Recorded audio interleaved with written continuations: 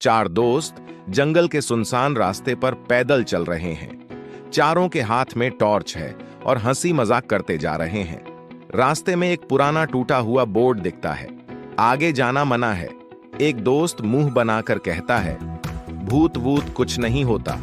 दूसरा दोस्त थोड़ी झिझक से पूछता है, ये वही जगह है ना? तीसरा दोस्त हंसते हुए कहता है, हाँ, वही जहां लोग गायब हो जाते हैं। चौथा दोस्त टॉर्च ऊपर करता है। सामने एक विशाल पुराना घर दिखाई देता है। घर की खिड़कियां टूटी हुई हैं, दरवाजा आधा खुला है। चारों दोस्त एक दूसरे को देखकर मुस्कुराते हैं। चलो चलते हैं। दरवाजा चरमराकर अपने आप खुल जाता है।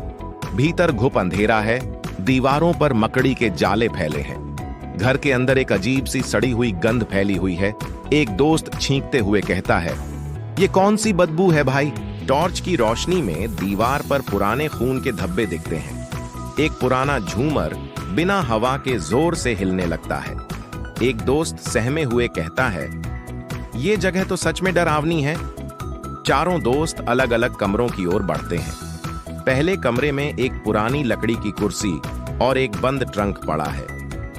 कुर्सी अपने आप हिलती है, ट्रंक धीरे से खुलता है।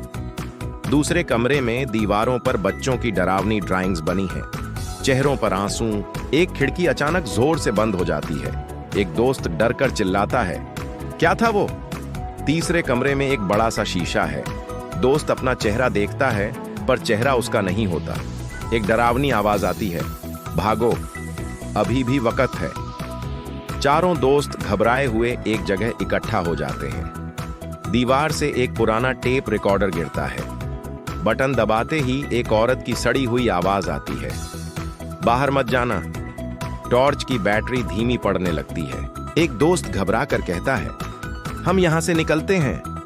दरवाजा बंद हो चुका है, वो अब खुल ही नहीं रहा। अचानक पूरी लाइट चली जाती है। चारों अंधेरे में एक दोस्त की टॉर्च जलती है। सामने एक छाया दिखाई देती है। सभी की सांसें तेज हो जाती हैं, आंखें चौड़ी हो जाती हैं। चारों दोस्त अंधेरे में सहमे खड़े हैं।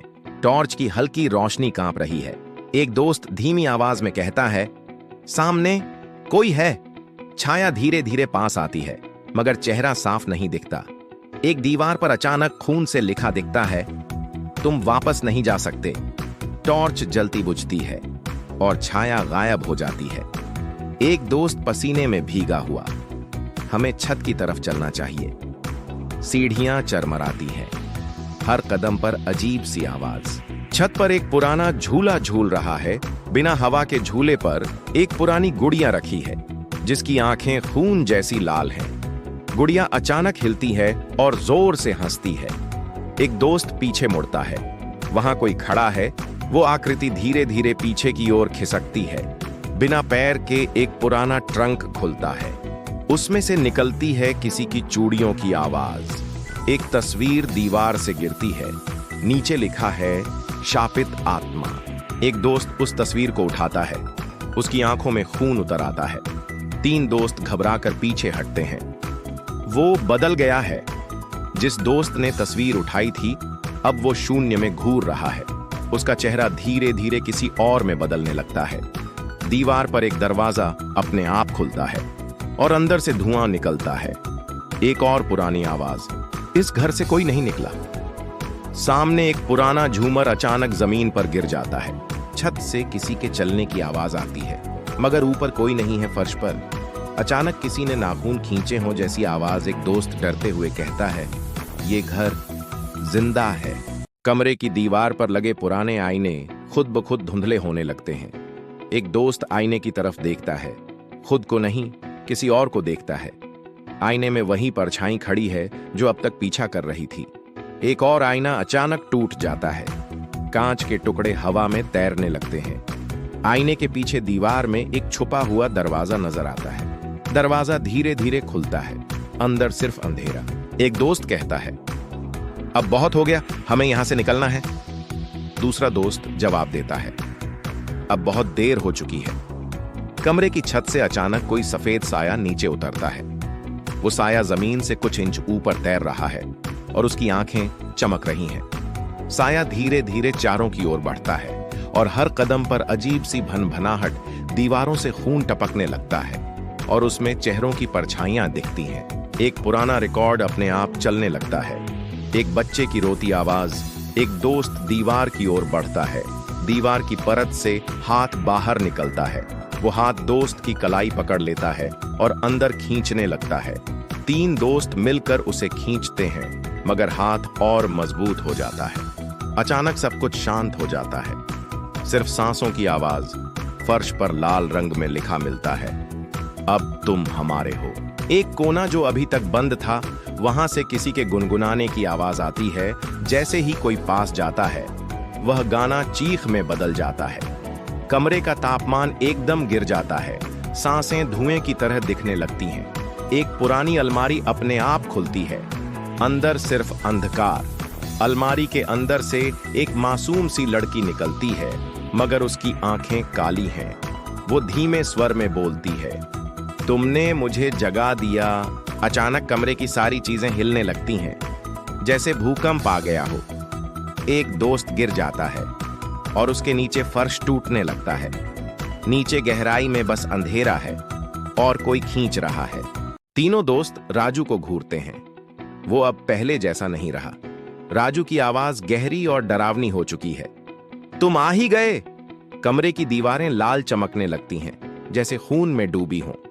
एक दोस्त डर से पीछे हटता है। उसकी पीठ से कोई साया चिपक जाता है। साया धीरे धीरे उसके अंदर समा जाता है। वो दोस्त चीख उठता है। राजू की हंसी गूंजती है। कमरे में चक्कर लगाता है। अंधेरा छत से टपकती है काली स्याही जैसी कोई चीज। एक दोस्त जमीन पर झुकता है। वहां उभरा हुआ चेहरा दिखता है। चेहरे की आंखें खुलती हैं और उसमें से धुआं निकलता है। एक खंभा खुद ब खुद हिलने लगता है। उस पर बंधी होती है पुरानी लोहे की जंजीर। जंजीर टूटते ही एक और आत्मा छूट जाती है। वो सीटी जैसी आवाज में चीखती है। एक खिड़की खुलती है। बाहर अंधेरे में सिर्फ पेड़ों की परछाइयां। पेड़ खुद को हिलाने लगते हैं, जैसे किसी को बुला रहे हों।